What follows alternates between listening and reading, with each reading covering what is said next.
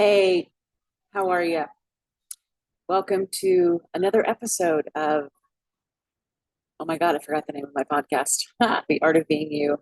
Oh, The Art of Being You. What is that really about? Huh? What is that really about? As I sit here and pretend to smoke my candy cigarettes.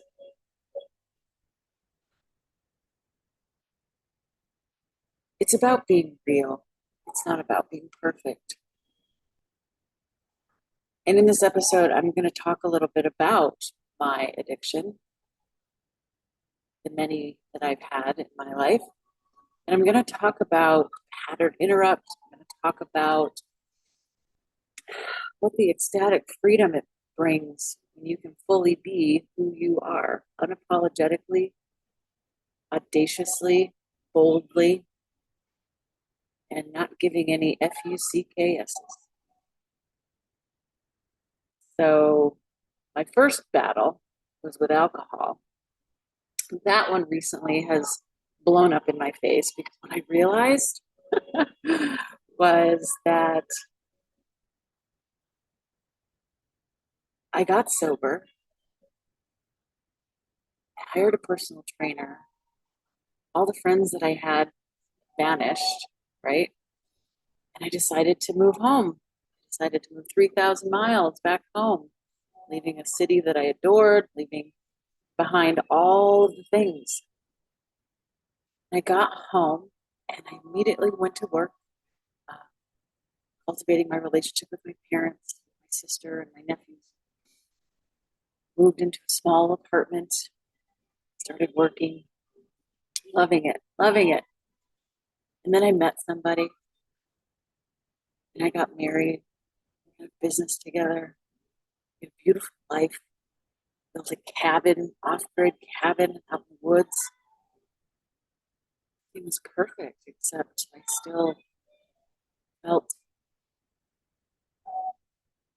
dishonest. I still felt I was having this experience in my body all the time, and I wasn't understanding what it was about. And it wasn't until my divorce that I realized that I'd been living a double life. I've been living this life that my ego wants me to live,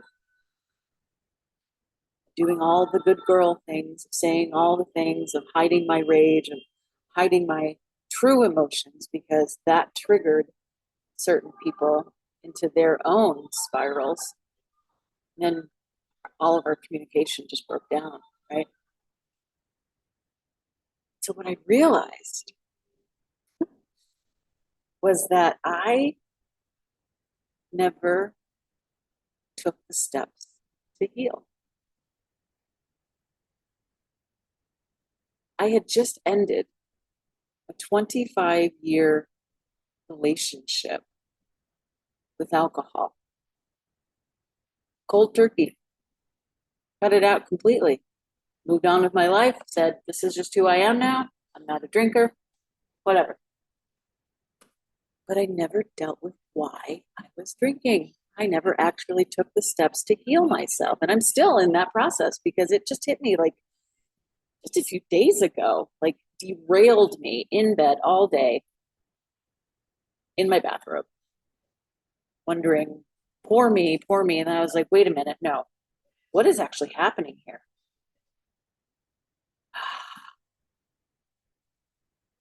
All of the rage, all of the reasons why I started drinking in the first place, they all came bubbling up to the surface, and I just let them. Robbins, I just let them. I let them come up. I let them run through my body. I let them do whatever they needed to do, and I just sat and witnessed them. I sat and observed them through the eyes of love, and that helps to start the process of true healing. When you can look at the deepest, darkest, ugliest, messiest parts of yourself and still see love, still see your true essence. It doesn't matter what addiction you might have. I'm currently holding a candy cigarette in my mouth because I'm breaking the cycle of smoking cigarettes. And it's a pattern interrupt, and it might come off as silly, might be, a little too audacious, too bold, or silly. But I tell you something, it's opened me up in a way that I never would have imagined. Because now I've got nothing to hide. And shame loves to hide. Shame loves to hide in those crevices, in those nooks and crannies in our bodies, in our brains, in our cells, just waiting for a moment to say, see, should be shame. See? And so what it takes to fully be your real self is love. You have to love yourself so much and love all of those demons that come along with it. In spirituality circles and healing circles, we all talk about, love, light, peace, and understanding and all that. And yeah, that's great and fine. However, your true self has been buried under beliefs and conditionings and patterns that are completely unconscious to us. And once we realize why we're doing something, it doesn't have any power on us. And when we start to speak it out loud, it loses its power. You know why I started smoking? I started smoking when I was 30 fucking years old. Can you believe it? Who does that? I did, because I just moved to a new city, and the girls I was working with all went out on smoke breaks throughout the day, and I felt left out. And so I used to go out with them. And then I felt even more left out because I wasn't smoking. I was the odd man out. So I borrowed one here and there. And then I started buying them. It's been another 25 years for me to really come out and say, hey, what are you doing? Why are you doing this? With no judgment. Well, let me take that back. There was quite a bit of judgment. There's been a lot of judgment around this. My mother smoked her whole life. My grandparents smoked. Growing up, smoking is what you did, right? My mother smoked when she was pregnant with all of us. No blame, just facts here. And I think it's fascinating when you stop feeling shame or understand what shame feels like and that it is not who you really are. You start to discover the ways and the places that you have been holding shame. So here I am, enjoying my candy cigarette. They actually taste like shit. So if you buy some to start to quit to smoke, don't eat them. Just pretend, right? It's all make believe. We get to make believe. This circles back to my theme for 2025, the year of make believe. And can we, a deeper question for all of us, is can we hold the parts of ourselves that we are deeply ashamed about and understand that we are still loved, we are still whole, we are still enough, we are still worthy, we are still abundant, even when we have things that we'd really rather not do. And as I sit here and talk with you now, I experience this sensation in my body, this joy, this ecstatic, this freedom, this peace, this calm that only comes from being real. Perfection doesn't exist. You know that. Perfection is an illusion. Everything's perfect. It's usually when we get called home. So living this life, we get to experience all of it. We get to experience the lightness and the darkness and the heaviness and the sadness and the joy and the ecstatic freedom and the bondage and the suffering and the lack and the scarcity and all of those things. If you're listening to this episode right now, and if you have something to hide, I'm telling you right now, you don't have to hide it. I'm giving you full permission to walk out of that closet, walk out of that box, and open your arms and say, here I am, warts and all.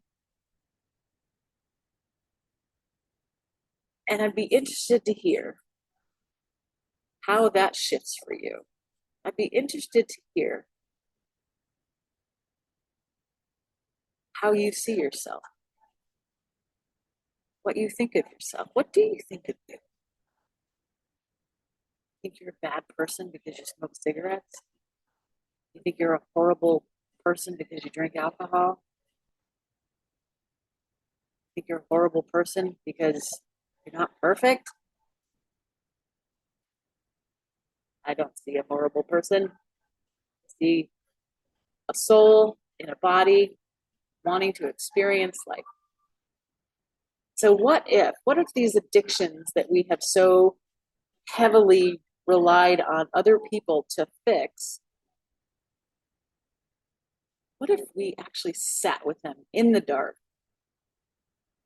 with a box of tissues and said, okay, show me what the hell's going on? And eventually what's going to happen are those parts of you that needed to hide, that needed to express themselves and couldn't, turned to something that would never let them down. They turned to alcohol or drugs or gambling or sex or shopping or cigarettes. Whatever it is,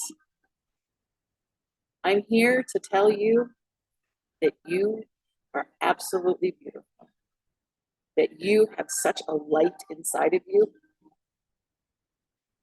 It's undeniable, absolutely undeniable. Where your demons hide, you can bring them out into the light. They don't have power over us anymore. And then you're basically free to be wherever you want to be. Unapologetic, audacious, bold, silly, crazy, whatever you want to be. We get this one life. Let's stop feeling bad about the choices that we've made. Let's stop feeling less than. Let's stop feeling unworthy because we chose something that, I don't know, that helped us feel better for a while. You know, my cigarettes were like my best friend. They were always there. Always there. And when they weren't, I could go find another one.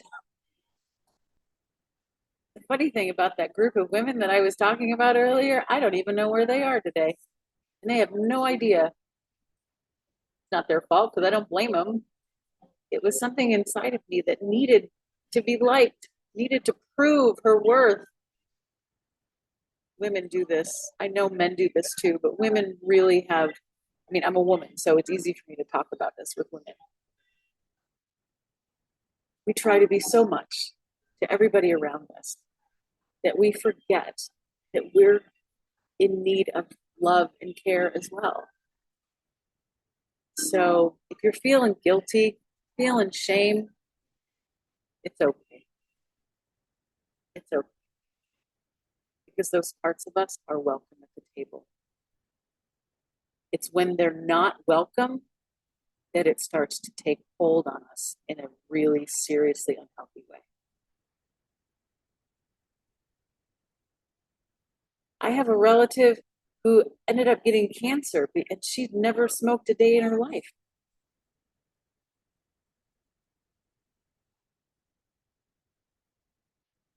That's crazy, right? I know people My mother smoked every day of her life from age 16 on. She didn't die of lung cancer. She died because of the thoughts she kept thinking about herself and all of the self-betrayal that she would commit and all of the ways she would belittle herself in her own mind.